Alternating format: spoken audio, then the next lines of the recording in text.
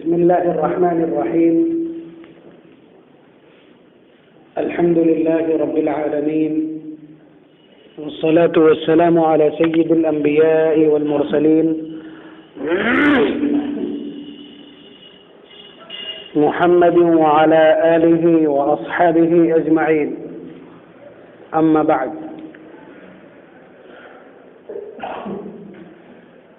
أعوذ بالله من الشيطان الرجيم. بسم الله الرحمن الرحيم.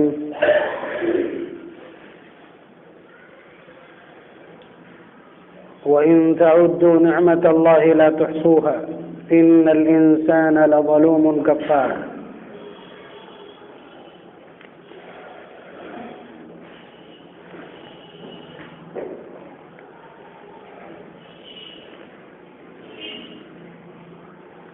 اللہ تبارک و تعالی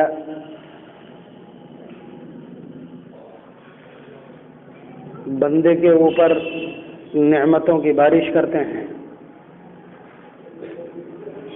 اس کو زندگی گزارنے کے سارے اسباب اور سارے سامان مہیا کرتے ہیں، اس کو صاف ستھری ہوا کی ضرورت ہے. اللہ تبارک و تعالی نے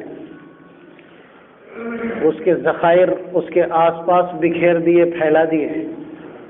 اس کو تمازت کی ضرورت ہے، اللہ تعالیٰ نے اس کا نظم کر دیا. سورج روزانہ نکلتا ہے، اس کو ٹھنڈک کی ضرورت ہے. رات کے نظام میں ایسا سسٹم بنا دیا ہے کہ پورا ماحول ٹھنڈا ہو جاتا ہے. غرض انسان کو جن چیزوں کی ضرورت ہے اللہ تبارک و تعالیٰ نے اس کو عنایت کر دی ہے. اب صرف اللہ تعالیٰ اتنا چاہتے ہیں کہ بندہ ان ساری نعمتوں کو میری طرف منسوب کرتا رہے. یہ لفظ دوبارہ سے دیکھ لیجئے کہ جو کچھ میں اسے عنایت کرتا ہوں ان ساری چیزوں کو وہ میری طرف منسوب کرتا رہے کہ اللہ نے دیا. شکر کا اصل مفہوم یہی ہے. الحمدللہ کہہ دینا بے معنی انداز میں یہ شکریہ کے الفاظ تو ہیں، مگر یہ بندگی کا اصل مزاج نہیں. الحمدللہ کہنا بھی اسی کی علامت ہے، اسی کا ٹائٹل ہے، اسی کی پہچان ہے اور اسی کی یادگار ہے. لیکن یہ احساس بھی دل کے اندر ہونا چاہیے.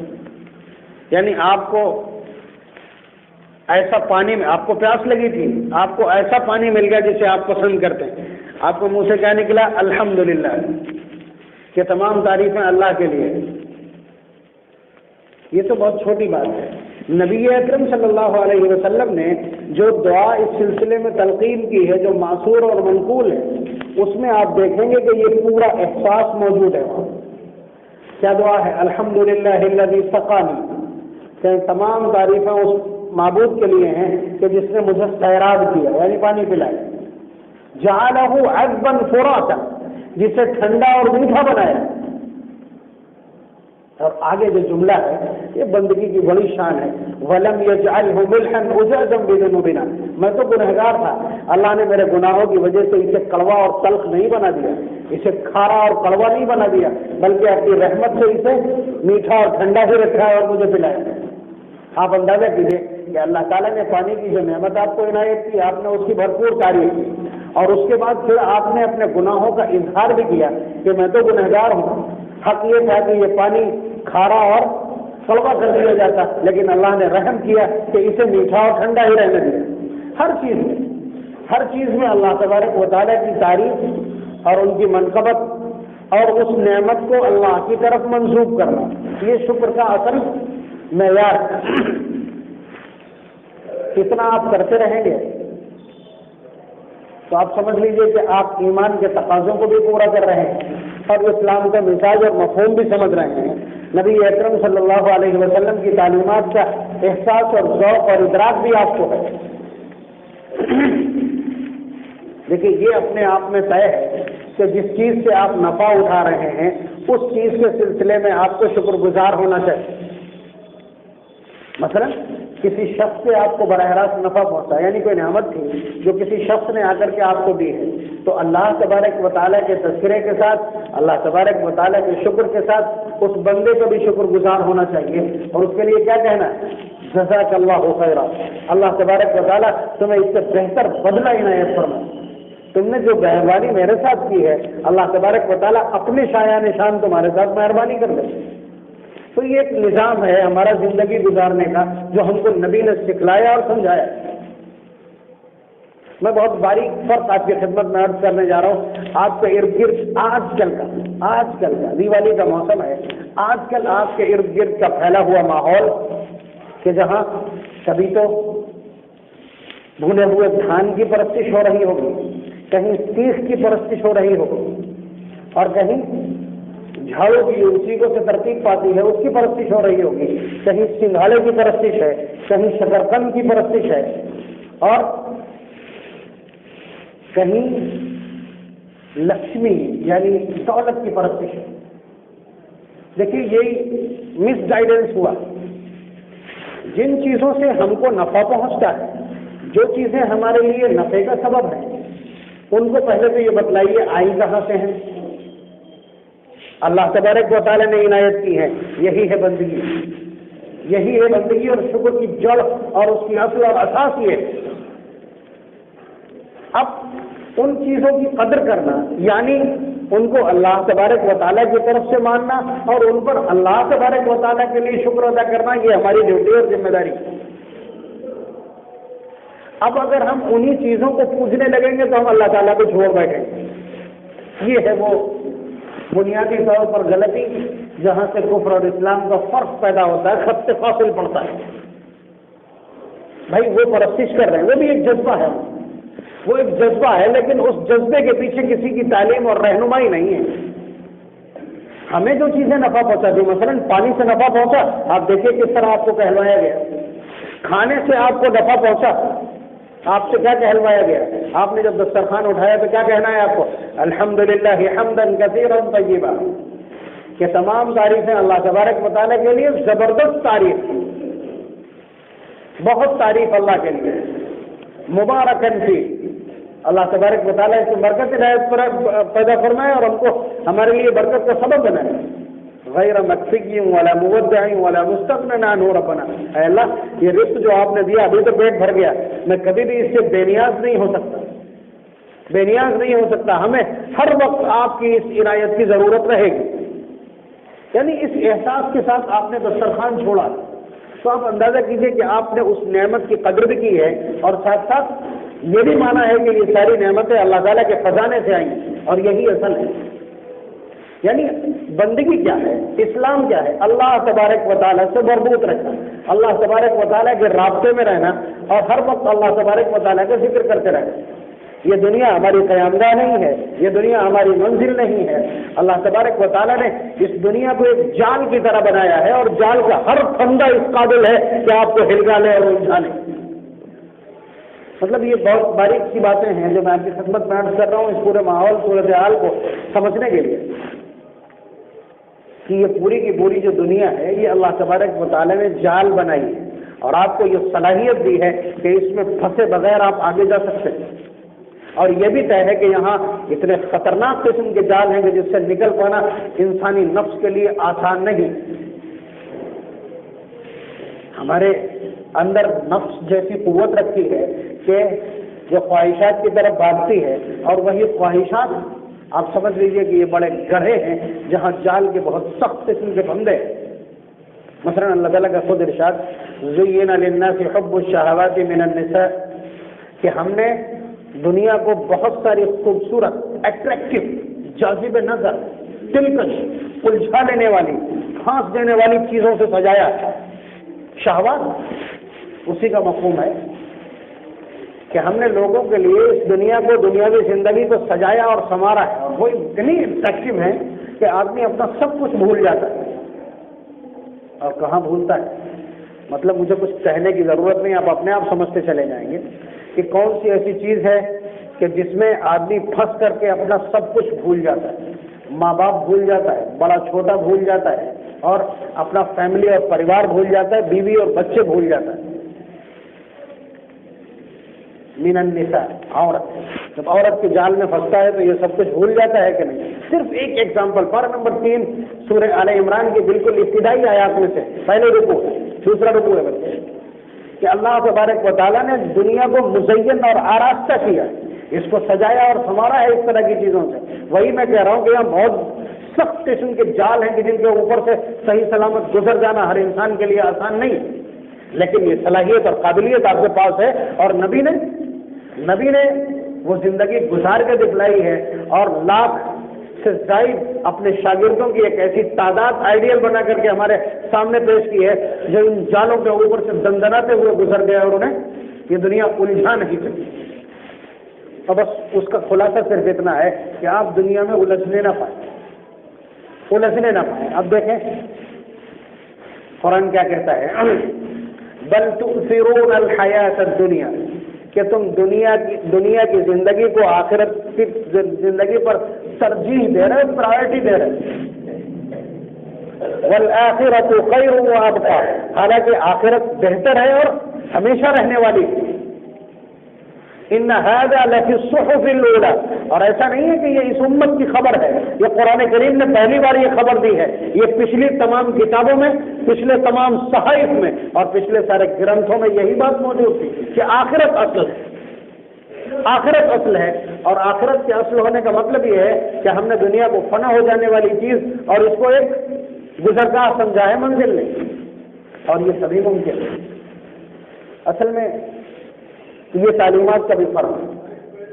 آپ جس کو سائنس کہتے ہیں یا جسے سینس کہتے ہیں، جسے سینسیبل کہتے ہیں، الفاظ سب وہیں کے وہیں آس پاس ہی ہیں، یعنی معقولات. جو چیز ہماری عقل میں آئے گی ہم صرف اس کو تسلیم کریں گے. یہ تعلیم کا فرق ہے. یہ لاٹ میگھالیہ کا یا ویسٹرن جو ایجوکیشنل پلان ہے یہ اس کا حصہ ہے. مثال کے طور پر سائنس کیا کہتے ہیں؟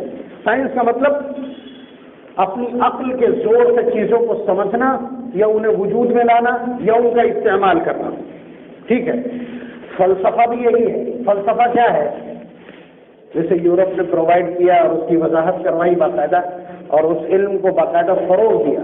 وہ کیا ہے؟ اس کا خلاصہ یہ ہے کہ بھائی جنت اور جہنم، آخرت، حساب و کتاب، فلسرات، میدان محشر، یہ سب چیزیں کہاں دکھ رہی ہیں؟ کیا دلیل ہے ان اندیکھی چیزوں کو اور ان موہوم چیزوں کو جو خالی کہی گئی ہیں، ان کے چکر میں ہم دنیا کے سارے مزے چھوڑ دیں. جو چیز موجود ہے ہمیں اسے استعمال کرنا چاہیے، جو چیز سامنے نہیں ہے ہمیں اس کے چکر میں نہیں پڑنا چاہیے. اب دیکھ لیجئے یہاں سے فرق پڑ گیا. آپ کہاں سے شروع ہوتے ہیں؟ آپ شروع ہوتے ہیں کہ دنیا کی چمک دمک ہمیں ضرورت نہیں، دنیا کی چند دن کی زندگی ہے، تکلیف میں بسر کرنے کی. نبی اکرم صلی اللہ علیہ وسلم نے کہہ دیا نا کہ ان الدنیا خلقت لکم وانکم خلقتم للآخرہ، دنیا تمہارے نفع کے لیے پیدا کی گئی. دنیا کی جو زندگی ہے اس کو تم اس طرح گزار لو کہ یہاں اعمال کی طاقت اور قوت اور اعمال کے ارادے اور عزیمت تمہاری محفوظ رہ سکے. کھانا پینا، اوڑھنا پہننا، بچھانا، سونا کھانا، یہ ساری چیزیں تمہاری یہاں کی ضرورت ہے، یہاں کی زندگی کی بقا ان کے اوپر منحصر ہے. تم یہ چیزیں استعمال کر سکتے ہو، لیکن تمہارا جو ایم اور ٹارگیٹ ہونا چاہیے وہ یہ کہ ہم آخرت کی تیاری کر رہے ہیں. کھانا اگر کھا رہے ہو تو ارادہ یہ ہو کہ ہم اس کے ذریعے سے قوت حاصل کریں گے تاکہ ہم رمضان المبارک میں روزے بھی رکھ سکیں اور تراویح بھی پڑھ سکیں. ہم اس کے ذریعے سے کام بھی کر سکیں، حلال روزی بھی کما سکیں اور نمازوں کی پابندی بھی کر سکیں. ہم اصول کے ساتھ جینا چاہتے ہیں. اگر یہ ارادے ہیں اور اس وجہ سے آپ کھانا کھا رہے ہیں تو یہ کھانا کھانا بھی عبادت ہے. بہرحال کہنے کا حاصل یہ ہے کہ ہماری نگاہ اللہ تبارک و تعالیٰ کی ذات پر ہے، ہمارا مقصد اللہ تبارک و تعالیٰ کی رضا ہے. ہم دنیا میں موجود ضرور ہیں مگر دنیا کو استعمال کر رہے ہیں آخرت کی تیاری میں. اگر یہ چیز ذہن میں رہے گی تو پھر ہم اپنے ٹریک پر باقی رہیں گے، زیادہ مستقیم پر باقی رہیں گے. اہدنا الصراط المستقیم کہہ کر کے جس سیدھے راستے کو ہم مانگ رہے ہیں ہم اس راستے پر چلنے والے کہلائیں گے. اب رہا یہ اعتراض کہ بھائی جن چیزوں سے آپ نفع اٹھا رہے ہیں آپ کو ان کی قدر ہونا چاہیے. ہمارے یہاں بھی معاشرے میں آپ دیکھیں کہ اگر روٹی کسی کے ہاتھ سے گر جائے تو وہ اٹھا کر کے اسے چوم لیتا ہے. ٹھیک ہے. کسی برتن میں کھانا رکھا اس میں اگر پیر لگ جائے تو لوگ چوم لیتے. یہ جذبہ ہے، یعنی جن چیزوں سے ہمیں نفع پہنچ رہا ہے اس پر بحث نہیں کر رہا ہوں میں، اس کے جواز میں جواز پر، لیکن اس کا مطلب یہ ہے کہ جن چیزوں سے ہم کو نفع پہنچتا ہے ہم ان کی قدر کرتے ہیں اور قدر کرنا جانتے ہیں. مثال کے طور پر گنگا بہ رہی ہے، ٹھیک ہے، اس کی لوگ پرستش اور پوجا کر رہے ہیں. بات وہی ہے کہ اسباب کی پوجا کرنے کی عادت ہے، اسباب کی پوجا کرنے کی عادت ہے، ریسورسز کی. اس لیے کہ وہ ایک 2700 کلومیٹر لمبا دریا ہے اور اس کے کنارے بسنے والے اس کے پانی سے نفع اٹھاتے ہیں. اس کا پانی فلٹر ہو کر کے لوگوں کی پیاس بجھانے کا ذریعہ ہے. اور اس کے علاوہ اگر توہمات پہ چلے جائیں تو لوگ اس کے ذریعے سے اپنے پاپ دھو رہے ہیں، ٹھیک ہے. اور اس کے کنارے لوگ کھیتیاں کرتے ہیں، ہزاروں میل تک اس پہ کھیتیاں ہوتی ہیں جس سے سبزیاں فراہم ہوتی ہیں. تو یہ سب اس کا نفع ہے. اور ہمارے آس پاس جو قوم آباد ہے برادران وطن کی، وہ اسباب کی پرستش کرنے کے عادی ہو، اس لیے کہ انہیں پری پلان طریقے سے اللہ تبارک و تعالیٰ سے کاٹا گیا. اگر اللہ تبارک و تعالیٰ کے ساتھ لگے رہیں گے تو پھر چڑھاووں کا مزہ حاصل نہیں ہوگا، نہ یہ مٹ بھر پائیں گے اور نہ پھول مالائیں برتن مٹھائی اور طرح طرح کی چیزیں آ سکیں گی. اس لیے اللہ تبارک و تعالیٰ سے دور کر کے اس کی صفات کو اللہ سے منتزع کیا گیا. سمجھ پائیں تو ٹھیک ہے، ورنہ کوئی بات نہیں. اللہ تبارک و تعالیٰ کی صفات کو اس کی ذات سے سیپریٹ کیا گیا جو ناممکن عمل ہے. اور پھر ان تمام صفات کے لیے الگ الگ شکلیں اور آکار بنائے گئے. مثلا یہ اتنا سا فرق ہے دیکھیے کہ ہم کہتے ہیں کہ اللہ تبارک و تعالیٰ کی ایک ذات ہے، ٹھیک ہے. اب پھر اس کی صفات الگ ہے کہ وہ خالق ہے، یعنی پیدا کرنے والا، وہ قاری ہے، وہ مصور ہے، انسانوں کی شکل بنانے والا، وہ پانی برسانے والا ہے، وہ پورے کائنات کے نظام کو چلانے والا ہے، وہ ہمیں گویائی عنایت کرنے والا ہے، ہماری ہر چیز کی خبر رکھنے والا ہے، وہ کل ہمارا حساب بھی لے گا. یہ ساری چیزیں اللہ تبارک و تعالیٰ کی صفت، اللہ تبارک و تعالیٰ کی صفت. انہوں نے ان صفات کو اللہ تعالیٰ سے الگ کیا. مثلا پیدا کرنے والا، مارنے والا، رزق دینے والا، برہما، وشنو اور فلاں فلاں، یہ سب الگ الگ شکلیں بنا دی، حالانکہ یہ اللہ تعالیٰ کی صفت ہے. اور یہ بھی پری پلان. اور بھی جماعتیں ہیں اس طرح کی جو لگی ہیں اس بات میں کہ کچھ نام بڑے بڑے اس طرح کے چھانٹ لیں. اللہ تعالیٰ کی صفات تو الگ نہیں کر پائیں گے، اس لیے کہ وہ ٹرینڈ تو دوسری قوم نے اختیار کر لیا. تو اب یہاں بڑے بڑے نام جو کبھی بزرگ رہے ہو، کبھی نامور رہے ہو، ان کے ناموں کے اوپر اس طرح کی چیزیں کر کے اور اس سے نفع حاصل کیا جا رہا ہے. اشارہ کافی ہے. تو آپ اندازہ کیجیے کہ وہ اسباب کی پرستش کریں. اللہ تبارک و تعالیٰ کی صفات کو اللہ تعالیٰ کی ذات سے علیحدہ کر کے پھر انہیں روپ اور آکار دے دیے اور انہیں کو مورتیاں کہنے لگے کہ اس کے ذریعے ہم کو بارش ملے گی، اس کے ذریعے اولاد ملے گی، لکشمی کے ذریعے دھن ملے گا، فلاں کے ذریعے. یہ سب اللہ تعالیٰ کی صفات تھی، انہیں الگ کر کے پھر ان کو مورتیوں کی شکل دی اور نام یہ رکھا کہ کنسنٹریٹ کیسے کر سکیں. یعنی کوئی چیز سامنے نہیں ہے، ہم پھر اسے کیسے مانگیں گے. یہ ایک فلسفہ گڑا پیش ہے جو انتہائی بیکار ہے، جبکہ ان کے سامنے اتنی سی بات کہہ دینا کافی ہے کہ جو چیز نظر نہیں آتی وہ بہت طاقتور ہوتی ہے. ہوا اور گیس نظر نہیں آتی ہے مگر ان کے سہارے آسمانوں پہ اڑا جاتا ہے. آپ بتائیے جہاز کیا ہے؟ جہاز کیا ہے؟ اسٹیم تیار کی گئی، جو اسٹیم ہم کو دیکھتی نہیں، اسی کے پاور سے ہم آسمانوں پہ اڑتے ہیں. تو جو چیز نظر نہیں آتی عام طور سے وہ بہت طاقتور ہوتی ہے. نظر آنے والی چیز بہت ضروری نہیں ہے کہ طاقتور ہو. تو یہ ایک بہانہ ہے. اسی وجہ سے آج یا کل جب بھی پوجا کی جاتی ہے لکشمی، یعنی اللہ تبارک و تعالیٰ کی جو صفت ہے مال عنایت کرنے والی کا، یعنی ثروت اور اسباب عنایت کرنے والی، فراخی، الواسع، الفتاح، الرازق، الرزاق، یہ اللہ تبارک و تعالیٰ کی صفات ہے کہ سب کچھ اللہ تبارک و تعالیٰ عنایت کرنے والے. الرزاق، رزق پیدا کرنے والا اور اس کو مخلوق تک پہنچانے والا، یہ اللہ تبارک و تعالیٰ کی صفت ہے. تو انہوں نے اس کے لیے ایک الگ سے مورتی بنا لی اور اس کی پرستش کے لیے دن متعین کر لی.